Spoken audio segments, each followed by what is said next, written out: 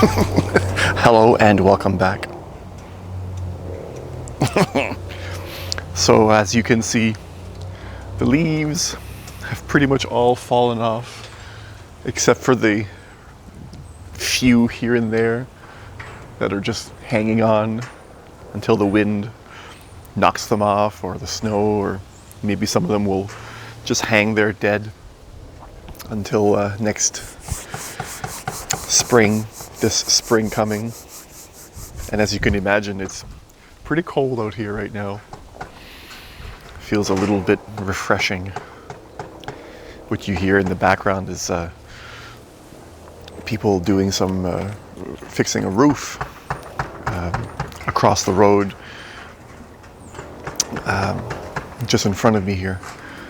They're doing quite a good job, it seems. I could imagine they're probably pretty cold right now too. They've got their winter coats on and everything.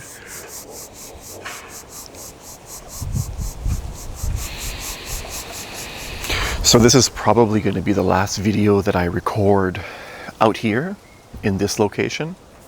The scenery behind me doesn't seem as nice anymore, but it's interesting to see the contrast between the greenery during the summertime and now, where you can just basically see a tree stump and two buildings, two sheds, basically garages or whatever behind me.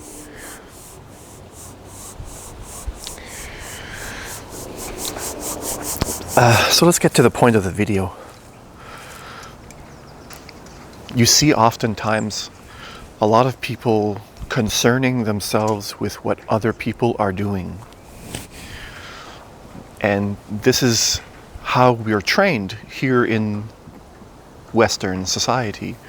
We're trained to look outside of ourselves, to see the wrong in others.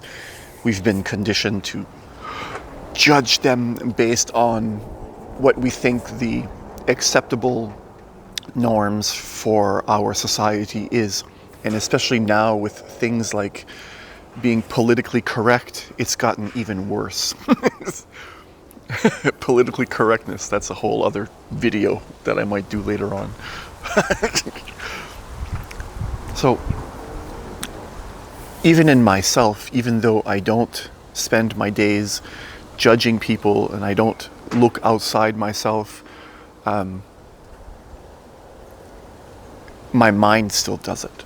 The programming is still there. So this is really difficult for a person to understand what I'm talking about here when you haven't really looked inside yourself for a given number of time. A lot of people get confused when they look inside themselves and they notice that what the thoughts are doing. They notice that they're judging people always, constantly. They get confused when they start to think that that is who they are. I'm always judging, I'm always judging. Not recognizing that if you can notice your mind judging, then who is the one noticing? And people will assume that someone who has their focus mainly inwards on themselves, that even though they still act in a certain manner due to their previous conditioning, that they're also judging and they're also doing the same thing. A person might say, well, what's the point? You haven't changed at all. What's the point? You're doing the same thing everybody else is. And this is where it gets a little bit confusing when you first start turning inward, because you see yourself really doing the things that you're condemning everybody else for doing. And it feels impossible to see a different way of seeing yourself. It becomes very difficult to find an aspect of you that is not identified with the judging mind.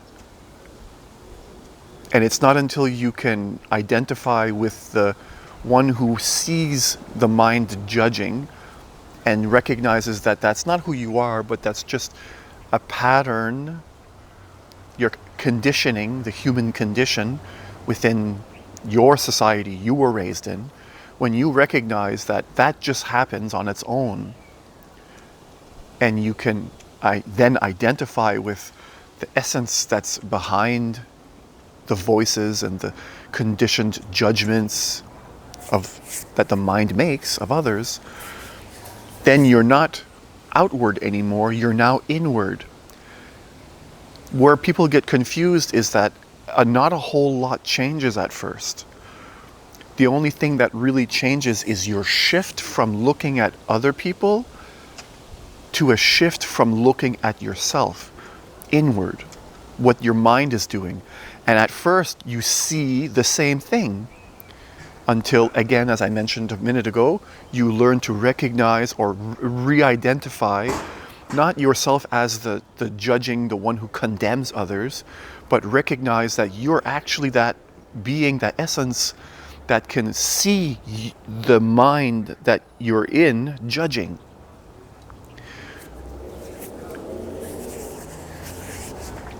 So it's very important to shift, I believe it is, to shift your attention from what other people are doing to what you are doing.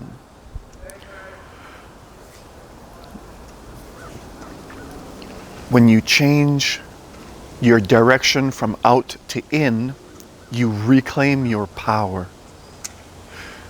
You reclaim your ability to make changes in the only place that you really have 100% power inside yourself. And again, this becomes confusing too, because a person might notice that you say, Danny, you have 100% power inside yourself, but why is it I can't stop myself from thinking certain thoughts? And when I say 100% power, I'm talking about your attention. You can choose what you are aware of. And when you have this shift from out to in, you may notice that there's certain patterns that it seems that you're bound to these patterns. So there's this aspect of time that is involved then. And we fail to see that the change happens over time.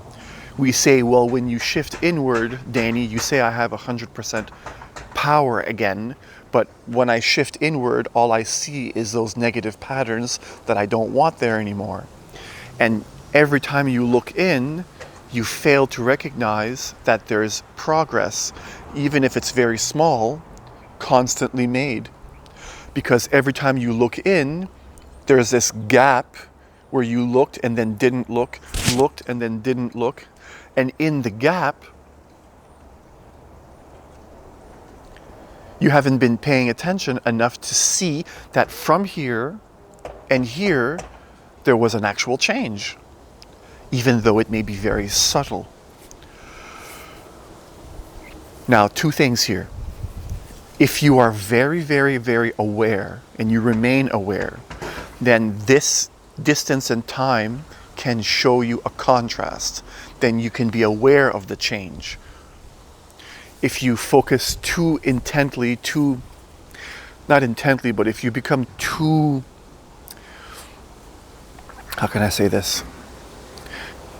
What I'm trying to say is if you focus too much on looking at what's changing inside of you, it might happen so slowly that you might not remember what it was here, and you become the traveler here, and when you look back, you don't remember anymore. If you're taking yourself too seriously, if you're taking this aspect of the changing aspect of you too seriously, then as you follow through to your, from stage to stage, from,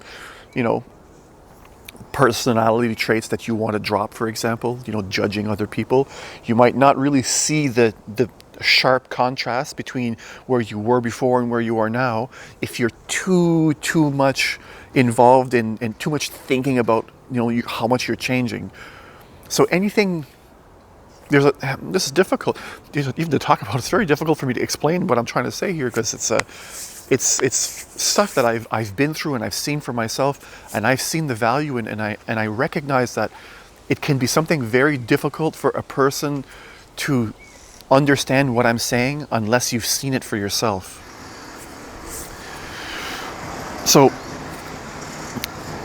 the point I'm trying to make in this example here is that you don't want to be too much worried, too much concerned about how much you're changing, but you want to be focused enough on what's happening inside of you so that when you do look, you can recognize a change. It's like holding a bar of soap that's wet in your hand. If you squeeze it too hard, it'll slip out and you're going to miss a lot of what's going on. But if you hold it just right, then you're going to, and the same thing, if you put just the right amount of effort into looking in, then you can see a lot. If that makes any sense. Because there is too much. You can look inside too much, become too concerned about what is happening inside. That's the point. So when you shift from looking out and judging other people to shift to looking in, you may start judging yourself. And that's what I'm talking about now. You want to be careful not to turn that judging habit that you're doing and condemning others, then turning it into starting condemning and judging yourself.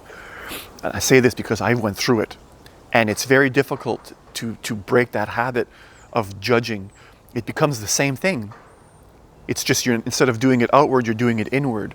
And now instead of seeing other people as wrong, now you start to see yourself as wrong. And that leads to a whole other place that myself I have recognized for a little while now, and I'm learning to find that ease again, learning to let that go. And again, in that same process, seeing that I have made some progress, seeing that I am learning how not to focus too heavily on it. It's been something that in my life has brought me to a point where I'm much more calm, and I lose myself much less, way, way, way less in the beliefs that my judging mind makes. And that's where your freedom comes from. And that's where I talk about, when I was talking about your power, 100% power, that's where it is realized. That is where you see it for yourself, that you have power, 100% power when you focus inside of yourself, because that freedom reveals itself. And that's your power, your own freedom to yourself, which you can give to others.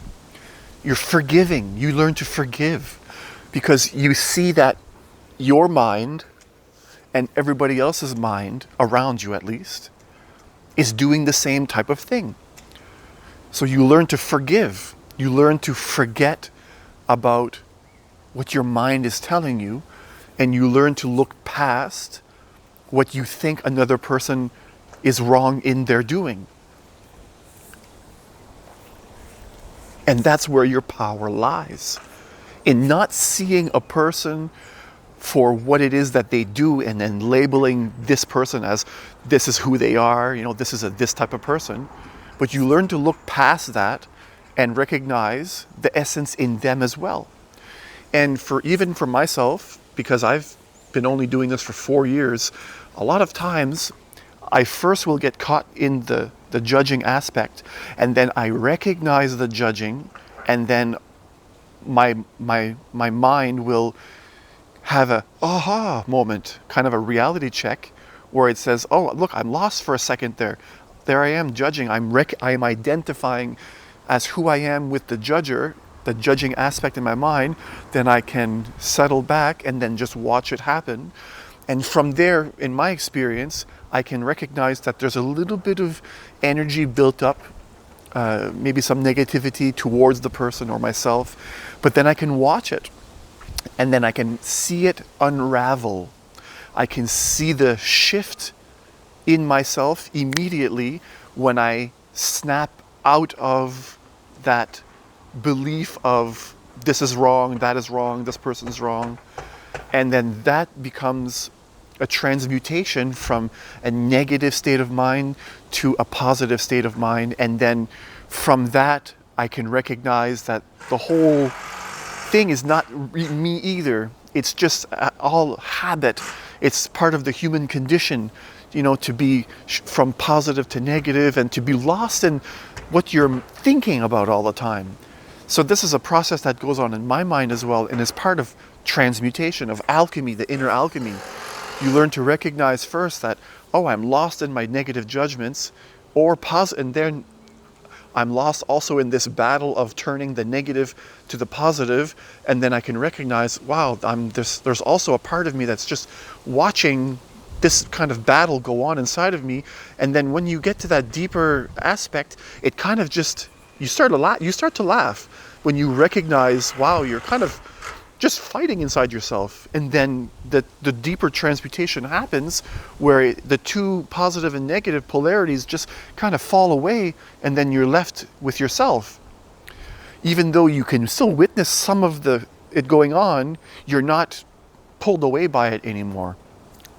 And then the anxiety and whatever depression, all those negative emotions that are attached to that type of thinking, you can see it just melt away. And that's the magic. That's your power. So the power is you can separate yourself from your mind. You can separate yourself from the conditioning of your mind.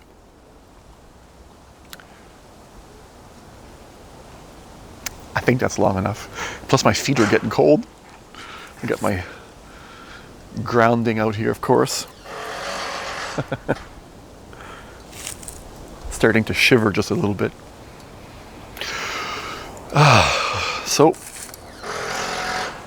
I leave you with that. Wherever you are around the world, whatever time it is that you're watching this video, thank you. Thank you. Thank you. Turn in. Peace.